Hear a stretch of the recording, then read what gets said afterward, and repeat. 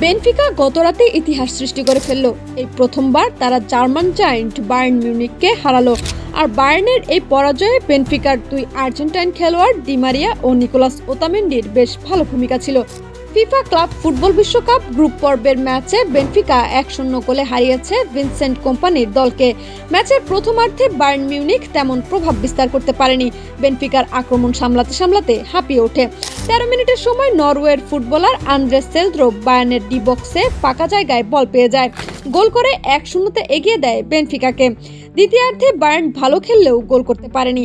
লিওরেসেয়ন দুটি সুযোগ মিস করে। হ্যারি কেইনের শেষ মিনিটের হেড গোল পোস্টের পাশ দিয়ে চলে যায়, আর জোশুয়া কিমিচের গোল অফসাইড হয়।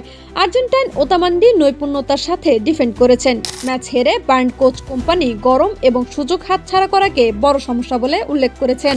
তিনি বলেন, প্রথমার্ধ আমাদের মোটেই ভালো যায়নি। ফুটবল পিচ এবং এই তাপে আমার ধারণা শরীর থেকে সাধারণের চেয়ে বেশি তরল বেরিয়ে যায়। তিনি আরও যোগ করেন, এটা ফুটবল।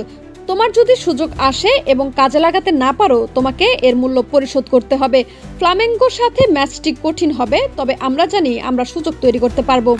ম্যাচ হেরে বায়ার্ন গ্রুপ পর্বে দ্বিতীয় অবস্থানে। শেষ 16তে মুখোমুখি হবে ব্রাজিলের ক্লাব ফ্লামেঙ্গোর, আর বেনফিকা গ্রুপ সেরা হয়ে মুখোমুখি হবে চেলসির।